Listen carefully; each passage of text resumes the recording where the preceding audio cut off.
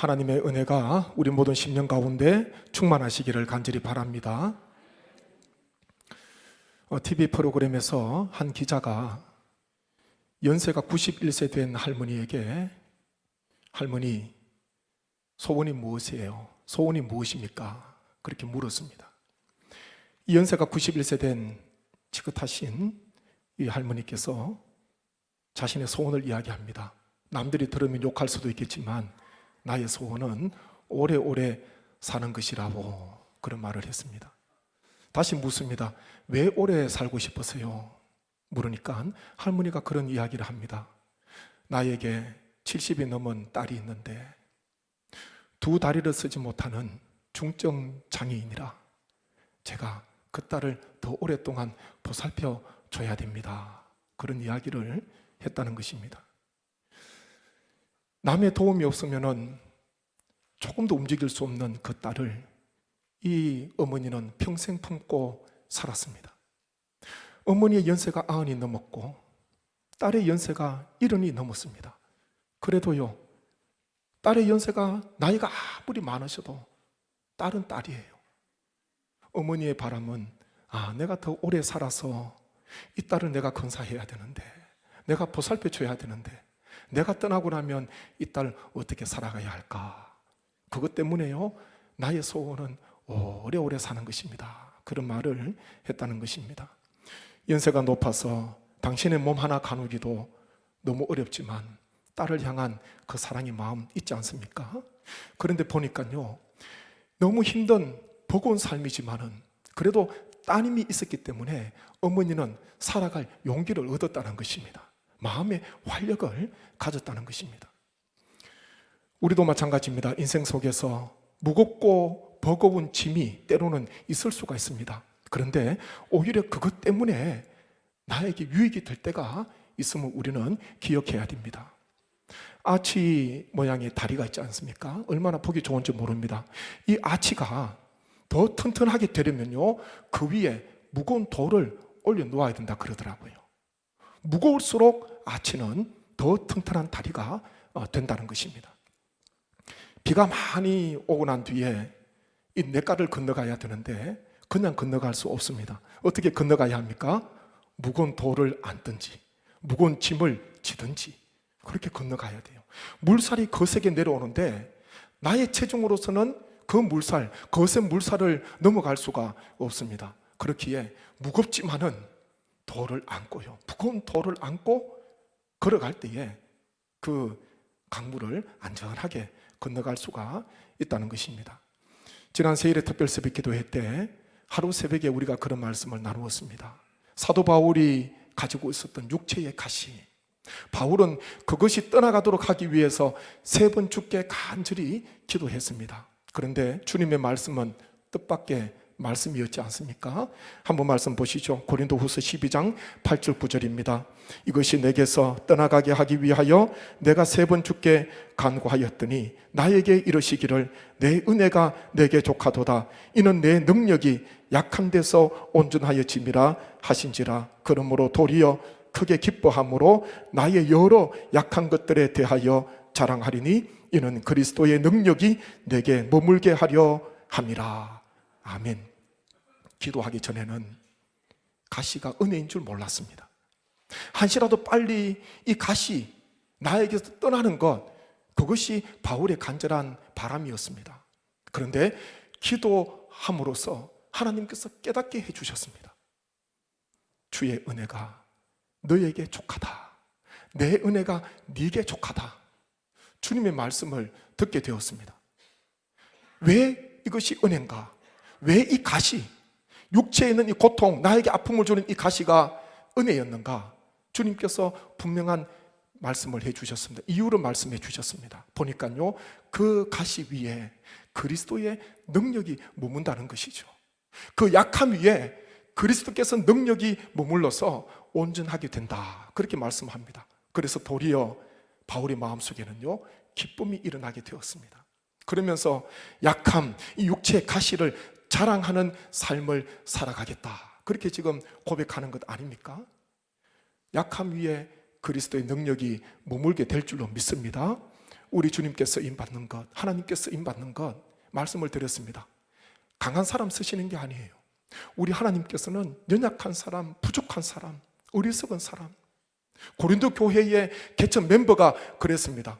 세상적으로 그 어느 것 하나 자랑할 것도 없는 그런 초기 공동체였습니다. 그 사람들을 통하여서 고린도 교회가 세워지게 된 것입니다. 우리 하나님께서는 약한 자를 부르시는 거예요. 그리고 약한 자에게 능력을 주십니다. 지혜를 주십니다. 은혜를 베풀어 주십니다. 그렇게 할 때에 하나님의 영광을 드러내는 거예요. 나의 힘으로, 나의 강점으로 섬기게 되면 하고 난 뒤에 하나님께 영광 돌리기 쉽지 않습니다. 그런데요, 약한 자에게 하나님께서 은혜를 주실 때에 그 가운데 하나님의 그리스도의 능력이 머물 때에 하나님의 영광과 주의 뜻을 위해서 끝까지 쓰임받게 될 줄로 믿습니다. 약함 위에 그리스도의 능력이 머문다는 것, 우리는 마음속에 꼭 기억을 하셔야 되는 것입니다. 올해 우리는 송년 주일 예배를 제가 드리고 있지 않습니까? 누구에게나 다 약함이 있어요. 누구에게나 삶의 가시가 있습니다. 그럼에도 불구하고 지금 이 자리에서 하나님 앞에 예배 드릴 수 있는 것, 이것은 바로 하나님의 은혜로 덮어주셨기 때문임을 하나님 앞에 고백하시는 우리 모든 성도님 되시기를 바랍니다. 은혜라는 이 단어, 이 카리스입니다. 우리가 수도 없이 들었습니다. 뜻은요, 아무 받을 자격 전혀 없는 자에게 그저 베풀어 주시는 하나님의 호의, 그것이 바로 카리스, 은혜라는 단어의 뜻입니다. 받을 자격이 전혀 없어요. 그런데 하나님께서는 무조건적으로 그저 하나님께서 사랑을 베풀어 주십니다. 호의를 베풀어 주십니다. 이것이 바로 은혜라는 것입니다. 바울의 인생 속에, 바울의 삶 속에서, 신앙 속에서 카리스, 은혜라는 것 빼잖아요. 껍데기밖에 없습니다. 바울은 온통 하나님의 은혜예요. 사도 바울을 한 단어로 표현한다면 그것은 바로 카리스, 은혜라는 것입니다. 바울은 다메섹 도상에서 주님 만나고 난 뒤에부터, 그리고 주님의 사명 감당하고 주님 부르시는 그날까지 바울은요, 은혜의 삶을 살았어요. 그래서 바울의 인생에서 은혜 빼면요, 껍데기밖에 없어요. 바울은 은혜의 삶을 살았습니다. 고린도전서 15장 10절 말씀 한번 보십시오. 함께 읽겠습니다. 그러나 내가 나 된 것은 하나님의 은혜로 된 것이니 내게 주신 그의 은혜가 헛되지 아니하여 내가 모든 사도보다 더 많이 수고하였으나 내가 한 것이 아니요 오직 나와 함께 하신 하나님의 은혜로라. 아멘. 나의 나 된 것 은혜로 됐다는 거예요. 그리고 다른 모든 사도보다 더 많이 수고했지만은 내가 한 것이 아니요 하나님의 은혜로라, 이렇게 고백하고 있습니다. 부활의 주님 만나고 난 뒤에부터 바울은요, 하나님의 은혜로 인생을 살아가게 된 것입니다. 신약 성경 27권 가운데 27권 가운데 바울이 기록한 바울 서신 13권입니다. 거의 반 정도 되는 분량을 바울이 기록했지 않습니까? 바울 서신 13권 말씀을 보면요, 서신, 편지잖아요. 교회 공동체에 보낸 편지가 있고 개인적으로 보낸 편지가 있습니다. 그런데 동일한 것은 한 가지 특징은 뭐냐 하면 바울은 은혜로 시작해서 은혜로 편지를 마칩니다. 편지 서신의 문을 은혜로 열었습니다. 그리고 그 문 닫아야 되는데 은혜로 닫는다는 것입니다. 13권 다 이 시간 알아보려면 시간이 부족하겠죠. 제가 두 곳 보겠습니다. 갈라디아서 1장 3절 말씀 한번 보십시오. 우리 하나님 아버지와 주 예수 그리스도로부터 은혜와 평강이 있기를 원하노라. 이렇게 문을 열었어요. 갈라디아서는 문을 이렇게 닫습니다. 갈라디아서 6장 18절 형제들아 우리 주 예수 그리스도의 은혜가 너희 심령에 있을지어다. 아멘. 에베소서 1장 2절입니다. 하나님 우리 아버지와 주 예수 그리스도로부터 은혜와 평강이 너희에게 있을지어다. 에베소서 6장 24절입니다. 우리 주 예수 그리스도를 변함없이 사랑하는 모든 자에게 은혜가 있을지어다. 아멘. 사도 바울은 서신 편지를 은혜로 문을 열고 은혜로 문을 닫았다는 것입니다. 이게 우리의 인생 아닙니까? 인생이에요. 예수 그리스도를 만나기 전에는 은혜가 뭔지를 모릅니다. 호흡을 하고 땅에 발이 딛고 살아가지만은, 하루에도 많은 음식들을 섭취하며 살아가지만은 이것이 은혜다 깨닫기 어렵습니다. 그냥 저절로 주어지는 것, 그냥 당연히 있는 것, 태어나서 보니까요 다 있는 거예요. 당연하다 생각하지. 근데 예수 그리스도 안에 들어와 보면은 하나님 아버지를 만나게 되고 보혜사 성령님을 만나게 되면은 이것이 은혜였구나, 그것을 깨닫게 되는 것입니다. 그래서요 신앙의 삶은 은혜의 삶이에요. 은혜의 삶. 우리의 인생도 은혜로 우리 인생의 문을 열었습니다. 우리 모든 성도님 다 은혜로 인생의 문을 닫으시기를 주님의 이름으로 축복합니다. 함께 찬양으로 영광 돌리면 좋겠습니다. 지금까지 지내온 것 주의 크신 은혜라, 한이 없는 주의 사랑 어찌 이루마. 몸도 마음도 연약하나, 몸도 마음도 연약하나 새 힘 받아 살았네. 물 붓듯이 부으시는 주의 은혜 조복하다. 모든 것이 은혜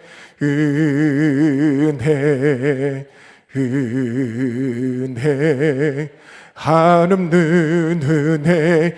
내 삶에 당연한 건 하나도 없었던 것을 모든 것이 은혜였소. 모든 것이 은혜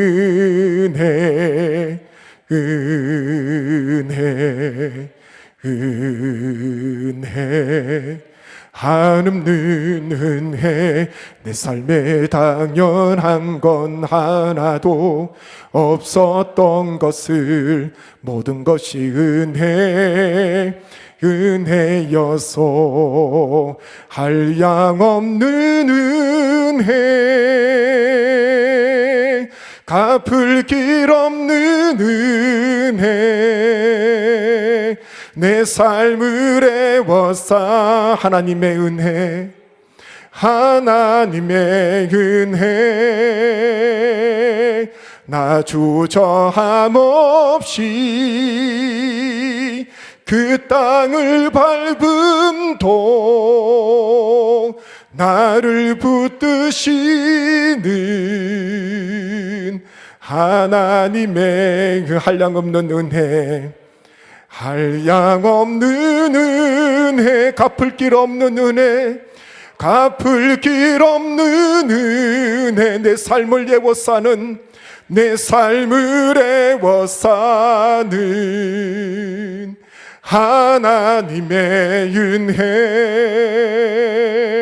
나 주저함 없이 그 땅을 밟음도 나를 붙드시는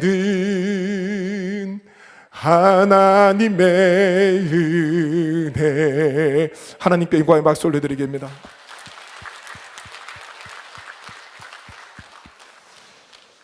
역대상 29장은 다윗의 마지막 임종이 기록되어 있습니다. 그게 두 가지 있다 그랬잖아요. 하나는 다윗이 마지막 임종하기 전에 하나님께 올려드리는 감사 기도 드리고 난 뒤에 임종이 기록이 되어 있습니다.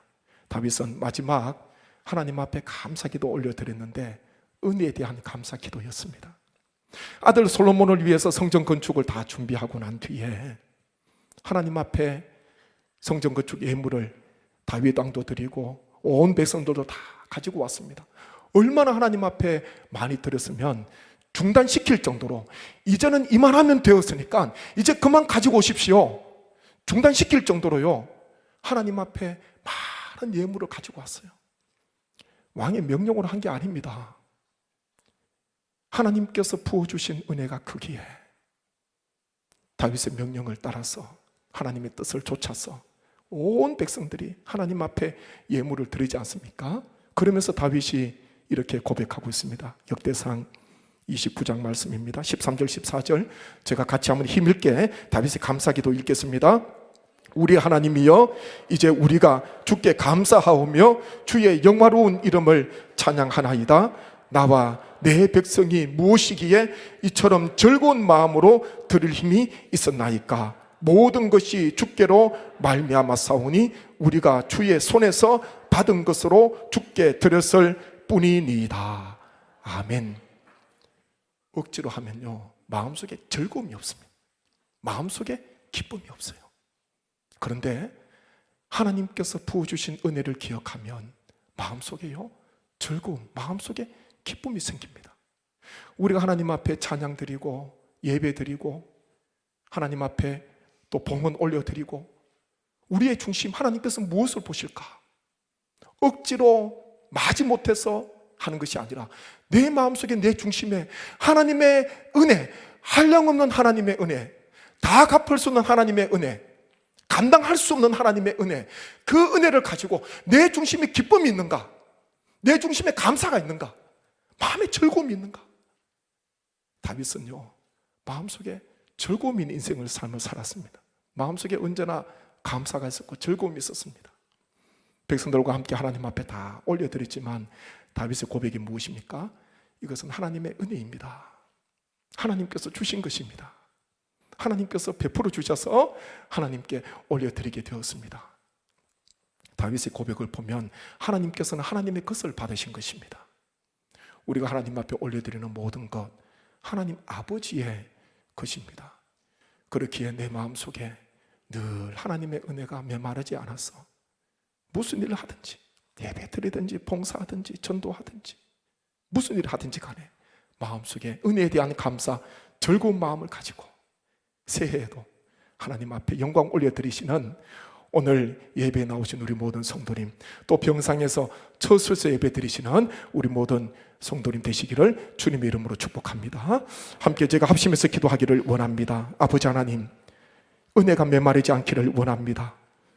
내 마음속에 하나님께서, 성삼위 하나님께서 부어주신 그 은혜가, 십자가의 사랑과 십자가의 은혜가 내 마음속에 마르지 않게 주님 역사해 주시고, 날마다 하나님 앞에 감사함으로 즐거움으로 기쁜 마음으로 올려드리는 인생 되게 하여 주옵소서. 은혜로 인생 시작했습니다. 은혜로 인생의 문을 닫기를 원합니다. 아버지, 우리의 삶을 인도하여 주옵소서. 새해도 하나님의 은혜로 충만케 하여 주옵소서. 간절한 마음으로 기도하겠습니다. 아버지 하나님, 모든 것이 하나님의 은혜입니다. 감당할 수 없는 은혜, 한량없으신 하나님의 은혜, 주체할 수 없는 하나님의 은혜를 베풀어 주셔서 감사함을 드립니다. 아버지 하나님, 은혜로 시작한 우리의 삶, 은혜로 살아가게 하시고 은혜로 인생의 문을 닫기를 원합니다. 하나님의 다윗처럼 하나님 앞에 감사 기도하며 은혜에 대한 감사 기도하며 하나님의 부르심 받기를 원합니다. 사도 바울처럼 카리스의 삶을 살기를 원합니다. 하나님의 은혜로 끝까지 살아가기를 원합니다. 우리 10년 가운데 십자가의 사랑 은혜가 메마르지 않게 주님 역사해 주셔서 무엇을 하든지 마음속에 기쁨이 있기를 원합니다. 감사가 넘치기를 원합니다. 즐거움이 넘치기를 원합니다. 하나님의 은혜로 감당할 수 있는 우리 모든 주의 권속들 되게 하여 주옵소서. 시작과 끝을 하나님의 은혜로 하기를 원합니다. 새해에도 하나님께서 은혜의 문을 활짝 열어주셔서 우리 모든 주의 권속들, 이 나라 이 민족 세계 열방 가운데, 피조 세계 가운데 하나님의 풍성하신 긍휼을 더하여 주옵소서. 은혜의 삶 살게 인도하여 주옵소서. 감사하옵고 예수님의 이름으로 기도하옵나이다. 아멘.